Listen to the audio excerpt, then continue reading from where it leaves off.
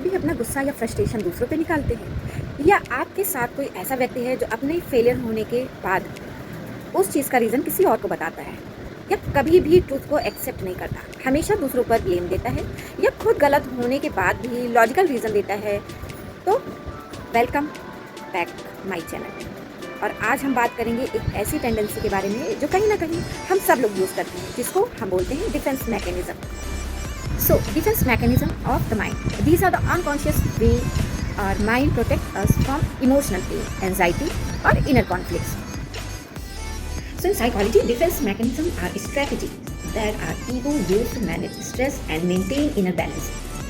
Sigmund Freud ने सबसे पहले इस कॉन्सेप्ट को इंट्रोड्यूस किया। He said that our ego works as a bridge between our id means our basic desires like रोटी कपड़ा मकान and super ego means our moral values। जब दोनों के बीच कॉन्फ्लिक्ट होता है तब माइंड ऑटोमेटिकली एक्टिव हो जाता है और अपने दिमाग में डिफेंस मैकेनिज्म को एक्टिवेट कर लेता है। तो चलिए बात करते हैं कुछ डिफेंस मैकेनिज्म के बारे में। ये कितने टाइप के होते हैं। सो पहला, refusing to accept the truth, repression, projection, displacement, rationalisation, regression, reaction formation, sublimation. अभी कई तरीके के होते हैं, तो कुछ डिफेंस मैकेनिज्म के बारे में जानते हैं कि क्या होता है। So refusing to accept the truth means someone who has health issues but says मुझे तो कुछ नहीं हुआ या मुझे कुछ नहीं हो सकता। वो अपने हेल्थ इश्यूज को एक्सेप्ट ही नहीं करना चाह रहा है। And temporary but accept reality based action. And the repression when the mind hides painful memory deep in the unconscious mind. जैसे किसी को कोई ट्रॉमेटिक स्ट्रेस या कोई ट्रॉमा इवेंट हुआ है पर वो उस चीज़ को याद नहीं रखना चाहता या रख नहीं पाता है। It's your mind to way the protect you from pain. And the next is projection, यानी blaming other for that your actual feel.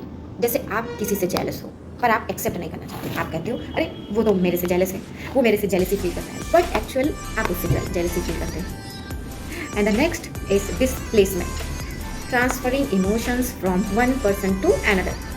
यानी अगर आप आपके ऑफिस में, आपके बॉस ने या आपके वर्क प्लेस में कोई कॉन्फ्लिक्ट हो गए या कुछ कोई ऐसी बात हो गई जो आपके अगेंस्ट हुई, ठीक है, और आप उस मोमेंट पे अपना गुस्सा उस पर्सन पे नहीं निकाल सके, तो आप वो गुस्सा स्टोर कर लेते हैं और किसी दूसरे पर्सन पे निकालते हैं, किसी फैमिली मेम्बर पे, घर पे, लव वंस पे, आप वो गुस्सा उस पर निकालते हैं। And the next is rationalization, यानी creating logical explanation for things that hurts our ego, like feeling at exam and saying.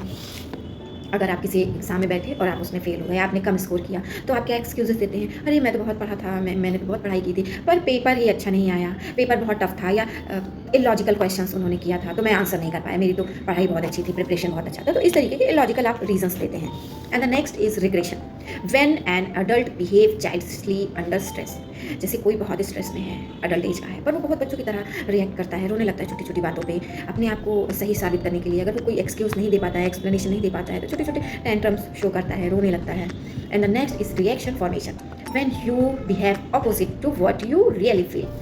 जैसे किसी से नफरत करते हुए भी ओवरली पोलाइटली दिखाना, यानी जैसे सपोज कि हमारे कुछ रिलेटिव्स हमें पसंद नहीं है कि हमारे घर आए, हमें उनसे बात करना पड़े, फिर भी वो आ जाते हैं, और जब आ जाते हैं तो हम उनसे एक्स्ट्रा स्वीट होकर बात करते हैं। That is reaction formation. And the next is sublimation, the highest defence mechanism. It means turning negative emotions into positive action. जैसे एंगर को किसी आर्ट में, म्यूजिक में या किसी एक्सरसाइज में कन्वर्ट करना। अपने किसी भी नेगेटिव थॉट्स को, नेगेटिव बिहेवियर को आप पॉजिटिवली उसको चेंज करें। आपको बहुत गुस्सा आया तो आपने घर की साफ सफाई करनी स्टार्ट कर दिया, कुछ पेंटिंग बनाना स्टार्ट कर दिया, तो ये सब्लिमेशंस के अंदर आता है। So defence mechanism are not bad, they are naturally psychological shield for us. लेकिन अगर हम इन्हें ज़्यादा यूज़ करते हैं तो वो हमें रियल इमोशंस फेस करने से रोकता है। So understanding them help us become more emotionally intelligent and self aware. So next time जब आप कहें I am don't care, just pause and ask, is my mind protect me? So, if you like this video, follow for more such video my channel, like, share and subscribe to my channel। और comment box में comment करके ज़रूर बताएं कि आप सबसे ज़्यादा कौन सा डिफेंस मैकेनिज्म यूज़ करते हैं, या आपके आसपास आपके फ्रेंड्स, रिलेटिव्स, घर का कोई मेंबर इनमें से कौन सा डिफेंस मैकेनिज्म बहुत यूज़ करता है। तो मिलते हैं अपने नेक्स्ट वीडियो में नेक्स्ट टॉपिक के साथ। Till then bye bye, stay happy, नमस्कार।